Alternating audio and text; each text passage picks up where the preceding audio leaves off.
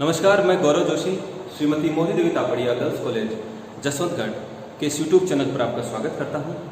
हम पढ़ रहे थे बीमा संबंधी दावे, बीमा संबंधी दावे, इंश्योरेंस क्लेम्स।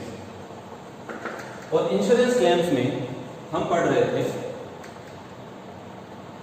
स्टॉक की हानि। हमने बात की थी कि आग लगने से जो गोदाम और दुकान में जो माल रखा हुआ वो जलकर नष्ट हो जाता है। तो जो स्टॉक की हानि हुई है, जिस दिन आग लगी, आग लगने की तिथि को कितना स्टॉक गोदाम या दुकान में रखा था, वो कैसे ज्ञात करेंगे। अगर स्टॉक के संबंध में लेख रखे जाते हैं तो उन लेखों के आधार पर हम वास्तविक हानि का पता लगा लेंगे या फिर वास्तविक स्टॉक का मूल्य पता लगा लेंगे आग लगने की तिथि वाले दिन का। लेकिन अगर लेखे नहीं रखे जाते या फिर आग लगने के कारण जो लेखे रखे गए हैं वो भी जलकर अगर नष्ट हो गए हैं, तब हम क्या करते हैं कि आग लगने की तिथि को कितना स्टॉक रखा था गोदाम या दुकान में, तो वो हम अनुमानित ज्ञात करते हैं। अनुमानित स्टॉक का मूल्य ज्ञात करते हैं आग लगने की तिथि को। आग लगने की तिथि को अनुमानित स्टॉक का मूल्य ज्ञात करते हैं। अनुमानित स्टॉक का मूल्य हम कैसे ज्ञात करते हैं? हमने बात की थी हम मेमोरेंडम ट्रेडिंग अकाउंट बनाकर ज्ञात करते हैं। हम ये जो ट्रेडिंग अकाउंट है ये हम याददाश्त के लिए बना रहे हैं, साल के बीच में बना रहे हैं, इसलिए इसको मेमोरेंडम ट्रेडिंग अकाउंट कहते हैं। On date of fire. अब ये जो हमने मेमोरेंडम ट्रेडिंग बनाकर आग लगने की तिथि को जो अनुमानित स्टॉक ज्ञात किया है, एस्टिमेटेड स्टॉक ज्ञात किया है, ये वो स्टॉक है जो आग लगने की तिथि को गोदाम में या दुकान में रखा था। तो हमको ये देखना होगा कि क्वेश्चन में क्या दिया हुआ है। क्या क्वेश्चन में ये दिया हुआ है कि जो गोदाम में जो माल रखा था वो पूरा का पूरा जलकर नष्ट हो गया है। क्वेश्चन में अगर ऐसा दिया हुआ है कि संपूर्ण माल जलकर नष्ट हो गया है, इसका मतलब जो हमने एस्टिमेटेड स्टॉक या stock on date of fire जो हमने ज्ञात किया है मेमोरेंडम ट्रेडिंग अकाउंट बनाकर, वो सारा का सारा माल जलकर नष्ट हो। स्टॉक की हानि हुई है, स्टॉक की जो हानि हुई है, लॉस ऑफ स्टॉक जो हुआ है, लॉस ऑफ स्टॉक जो हुआ है, वो जो लॉस ऑफ स्टॉक हुआ है उसका मूल्य stock on date of fire है, estimated stock on date of fire. अब अगर क्वेश्चन में ऐसा दिया हुआ हो कि कुछ माल बचा लिया गया, मतलब आग से कुछ माल बचा लिया गया, तो क्या करेंगे कि जितना स्टॉक आग लगने की तिथि को गोदाम में या दुकान में रखा हुआ था, उसमें से बचाए गए माल का मूल्य हम घटा देते हैं, लेस कर देते हैं। सेल्वेज स्टॉक, यानी सेल्वेज मतलब बचाया हुआ। सेव्ड, इसको सेव्ड भी बोल सकते हैं। सेव कर लिया, बचा लिया।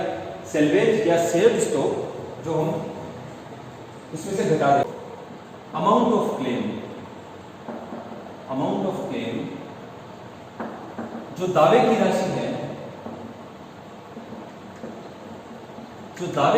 है, वो स्टॉक की हानि के मूल्य के बराबर होनी चाहिए। इतने रुपए का माल की हानि हो गई, इतने रुपए का माल जलकर नष्ट हो गया, तो अब जितने रुपए का माल जलकर नष्ट हुआ है उतना ही इंश्योरेंस कंपनी पर क्लेम किया जाना चाहिए, दावा किया जाना चाहिए। लेकिन अगर ऐसा हुआ कि जो व्यवसाय का लॉस ऑफ स्टॉक हुआ है, जो स्टॉक की हानि हुई है, वो ज्यादा है और जो इंश्योरेंस करवाया है वो कम राशि का है, तब क्या होगा? मान लेते हैं कि जो लॉस ऑफ स्टॉक है वो हुआ है 1,20,000 रुपए, और जो बीमा की राशि है, इसको बोलते हैं इंश्योर्ड अमाउंट, जो बीमा की राशि है वो 1,00,000 रुपए की। तो हमने बात करी थी कि दावे की राशि क्या होनी चाहिए, कितने रुपए का दावा किया जाना चाहिए। तो हमने ये सोचा था कि दावा जितने रुपए का माल का नुकसान हुआ है, जो लॉस ऑफ स्टॉक हुआ है, उतने का दावा कर देना चाहिए। तो हमको अभी 1,20,000 रुपए का दावा कर देना चाहिए। लेकिन आपने बीमा तो करवा रखा है 1,00,000 रुपए का, तो 1,20,000 का दावा कैसे किया जा सकता है? नहीं किया जा सकता। तो हर बार ये बात सही नहीं होती कि दावे की राशि लॉस ऑफ स्टॉक के बराबर ही होनी चाहिए। हर बार ये बात लागू नहीं होती। तो जब ऐसी स्थिति आती है कि जो स्टॉक की हानि हुई है वो तो हुई है ज्यादा, और जो इंश्योरेंस करवा रखा है वो करवा रखा है कम मूल्य का, तब ऐसी स्थिति को न्यून बीमा कहते हैं कि यहाँ पे जो हानि है वो तो ज्यादा है, लेकिन जो बीमा करवाया गया है वो कम राशि का करवाया है। और ऐसे न्यून बीमा को, जो न्यून बीमा है, ऐसे न्यून बीमा को इंश्योरेंस कंपनी, बीमा कंपनियां हतोत्साहित करती है। मतलब ऐसा कभी नहीं चाहती कि न्यून बीमा करवाया हुआ हो। इंश्योरेंस कंपनी ये कहती है कि आपको कम से कम जितने रुपए का स्टॉक आपके गोदाम में पड़ा है, आपकी तिथि को जितने रुपए का स्टॉक आपके गोदाम या दुकान में रखा है, उतने रुपए का तो कम से कम इंश्योरेंस करवाना ही चाहिए। बीमा योग्य राशि, ये जो estimated stock on date of fire जो हमने ज्ञात किया था मेमोरेंडम ट्रेडिंग अकाउंट बनाकर, आग लगने की तिथि को जो अनुमानित स्टॉक का मूल्य हमने ज्ञात किया था मेमोरेंडम ट्रेडिंग अकाउंट बनाकर, उतनी राशि का तो कम से कम बीमा करवाया जाना चाहिए। बीमा योग्य राशि यानी इंश्योरेबल अमाउंट जो है वो होता है estimated stock on date of fire के बराबर। ये इंश्योरेंस कंपनी कहती है बीमा योग्य राशि। मान लीजिए कि स्टॉक पड़ा था आपके गोदाम में, आग लगने की तिथि को व्यवसाय के गोदाम में स्टॉक था 1.5 लाख रुपए का, और जो इंश्योर्ड अमाउंट है, जो इंश्योरेंस बीमा की राशि है, बीमित राशि है, वो है 1 लाख। तो ये न्यून बीमा कहलाएगा।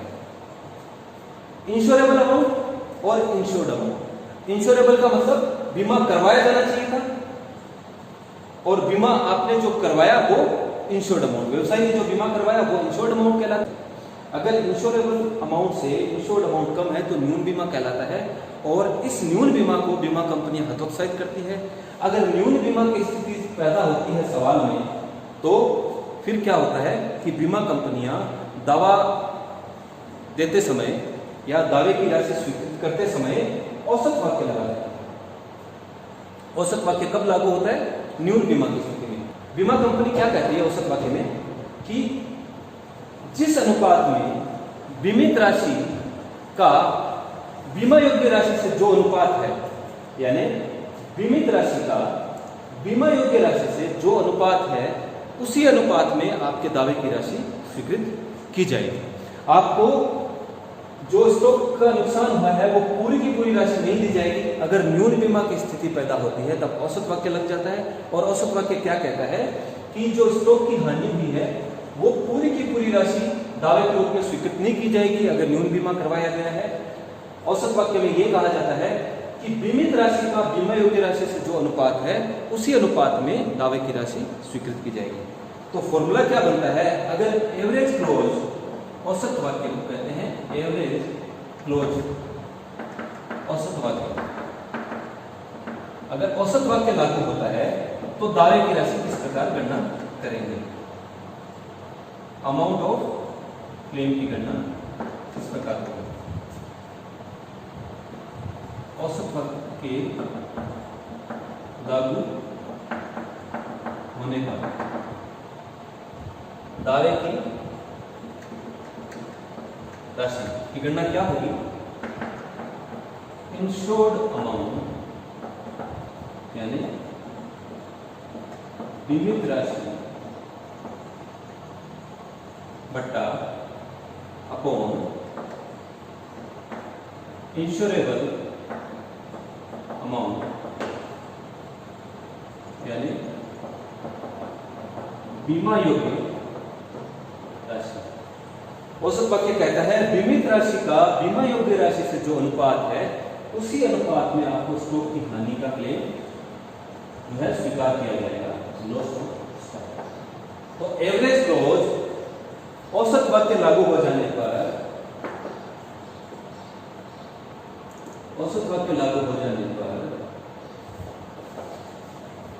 औसत वाक्य लागू हो जाने पर जो दावे की राशि है वो, उसके लिए ये सूत्र लगाया जाता है। यहां पर इस क्वेश्चन में, 2 नंबर क्वेश्चन में जो औसत सकल लाभ की दर दी हुई है वो लागत पर दी हुई है। लागत पर औसत सकल लाभ की दर दी हुई है 50%। ये दर है विक्रय पर लाभ की दर नहीं है, ये लागत पर औसत सकल लाभ की दर दी हुई है। अगर विक्रय पर दी होती तो हमारा फॉर्मूला क्या होता है, जब विक्रय पर सकल लाभ की दर दी हुई होती है तो सकल लाभ की दर बटा 100 इंटू विक्रय मूल्य। अगर विक्रय पर लाभ की दर दी हुई होती तो हम सकल लाभ की दर बटा 100 इंटू विक्रय मूल्य कर देंगे, लेकिन जब लागत पर सकल लाभ की दर दी जाती है तब हमारा सूत्र चेंज हो जाता है और सकल लाभ की दर बटा 100 प्लस सकल लाभ की दर हो जाता है। इसको ये ऐसा क्यों होता है इसको हम समझेंगे बाद में कभी, लेकिन अभी फिलहाल हम इतना ही समझ लेते हैं कि अगर विक्रय पर सकल लाभ की दर दी होती है तो सकल लाभ की दर बटा 100 इंटू विक्रय मूल्य, लेकिन अगर लागत पर सकल लाभ की दर दी हुई होती है तब सकल लाभ की दर बटा 100 प्लस सकल लाभ की दर इंटू विक्रय मूल्य किया जाता है। तो यहाँ पर 50% सकल लाभ की दर लागत पर दी हुई है, तो हम ग्रॉस प्रॉफिट जब ज्ञात करेंगे तो ग्रॉस प्रॉफिट किस प्रकार ज्ञात करेंगे, सकल लाभ की दर 50 बटा 100 प्लस सकल लाभ की दर यानी 100 प्लस 50 यानी इसको 150 कर देंगे इंटू 72,000। ग्रॉस प्रॉफिट ऐसे ज्ञात किया जाएगा। तो जब हम ग्रॉस प्रॉफिट से ज्ञात करते हैं तो ग्रॉस प्रॉफिट आता है, इसको हल करने पर ग्रॉस प्रॉफिट आता है 24,000। अब जो डेबिट साइड का जो टोटल है उसमें से क्रेडिट साइड का टोटल घटा देंगे तो जो राशि आएगी वो आएगी stock on date of fire. ये 30 जून तक का है। 1 अप्रैल जो हमने मेमोरेंडम ट्रेडिंग अकाउंट बनाया है वो 1 अप्रैल 18 टू 30 जून 18 तक का बनाया है। तो 30 जून को यानी आग लगने की तिथि को जो क्लोजिंग स्टॉक था वो हमको यहाँ पर आग लगने की तिथि को जो स्टॉक था गोदाम में रखा हुआ उसका मूल्य हमको यहाँ पर ज्ञात हो जाएगा। तो जब हमने डेबिट साइड के टोटल में से क्रेडिट का टोटल घटाया तो आता है 82,720। 82,720। तो जिस दिन स्टॉक आग लगने की तिथि को जो स्टॉक था वो था 82,720 रुपये का। अब क्वेश्चन में पूछा जा रहा है स्टॉक की हानि क्या थी। तो क्या क्वेश्चन में ऐसा दिया हुआ है कि ये पूरा का पूरा माल जलकर गोदाम में रखा हुआ संपूर्ण माल जलकर नष्ट हो गया? अगर ऐसा दिया हुआ होता तो स्टॉक की हानि 82,720 रुपये की होती। यहाँ पर इस क्वेश्चन में 2 नंबर क्वेश्चन में जो औसत सकल लाभ की दर दी हुई है वो लागत पर दी हुई है। लागत पर औसत सकल लाभ की दर दी हुई है 50%। ये दर है विक्रय पर लाभ की दर नहीं है, ये लागत पर औसत सकल लाभ की दर दी हुई है। अगर विक्रय पर दी होती तो हमारा फॉर्मूला क्या होता है, जब विक्रय पर सकल लाभ की दर दी हुई होती है तो सकल लाभ की दर बटा 100 इंटू विक्रय मूल्य।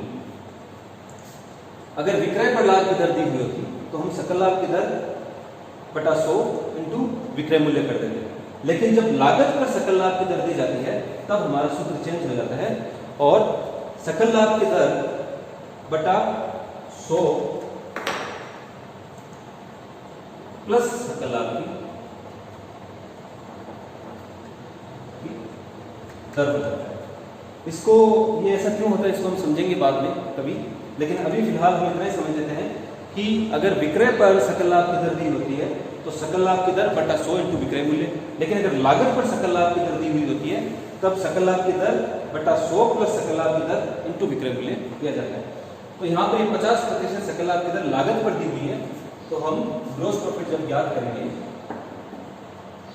तो ग्रॉस प्रॉफिट किस प्रकार ज्ञात करेंगे, सकल लाभ की दर 50 बटा 100 प्लस सकल लाभ की दर यानी 100 प्लस 50 यानी इसको 150 कर देंगे इंटू 72,000। ग्रॉस प्रॉफिट ऐसे ज्ञात किया जाएगा। तो जब हम ग्रॉस प्रॉफिट से ज्ञात करते हैं तो ग्रॉस प्रॉफिट आता है, इसको हल करने पर ग्रॉस प्रॉफिट आता है 24,000। अब जो डेबिट साइड का जो टोटल है उसमें से क्रेडिट साइड का टोटल घटा देंगे तो जो राशि आएगी वो आएगी stock on date of fire. ये 30 जून तक का है। 1 अप्रैल जो हमने मेमोरेंडम ट्रेडिंग अकाउंट बनाया है वो 1 अप्रैल 18 टू 30 जून 18 तक का बनाया है। तो 30 जून को यानी आग लगने की तिथि को जो क्लोजिंग स्टॉक था वो हमको यहाँ पर आग लगने की तिथि को जो स्टॉक था गोदाम में रखा हुआ उसका मूल्य हमको यहाँ पर ज्ञात हो जाएगा। तो लेकिन यहाँ पे क्वेश्चन में बचाए गए माल का मूल्य दिया हुआ है, यानी जो माल आग लगने की तिथि को गोदाम में रखा था उसमें से 16,544 रुपए का माल बचा लिया गया। तो स्टॉक की हानि, लॉस ऑफ स्टॉक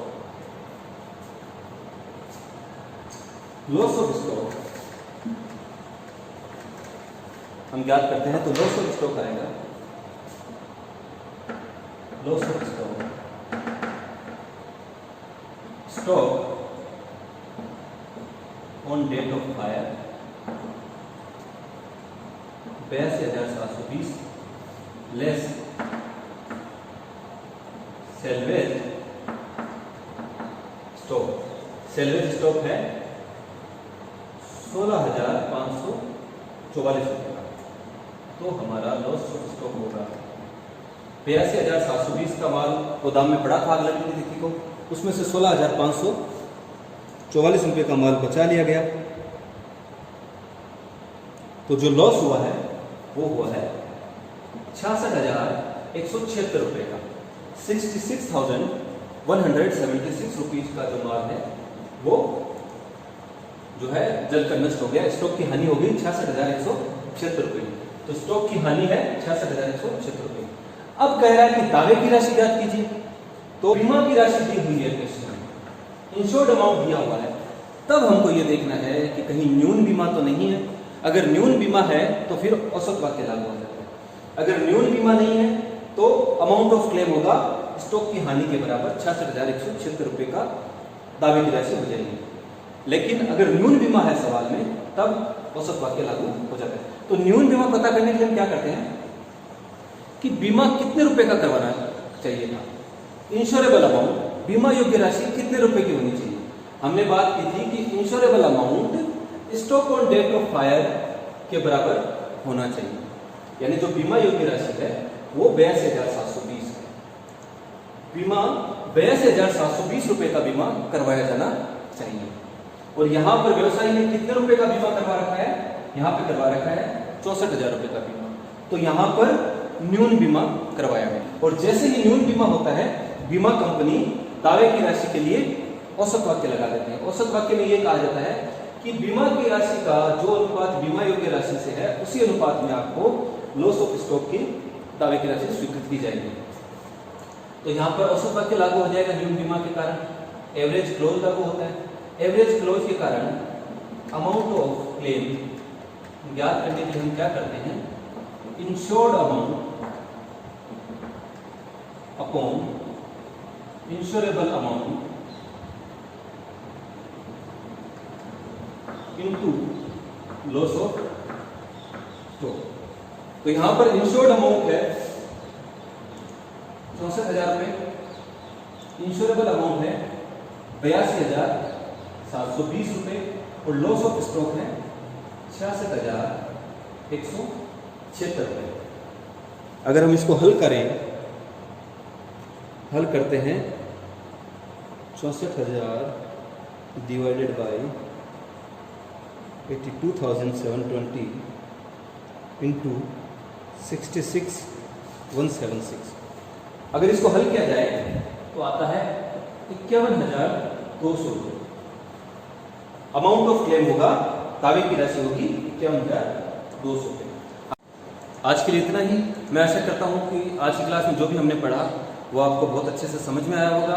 इस वीडियो को लाइक कीजिए, शेयर कीजिए और हमारे YouTube चैनल को सब्सक्राइब कीजिए। धन्यवाद।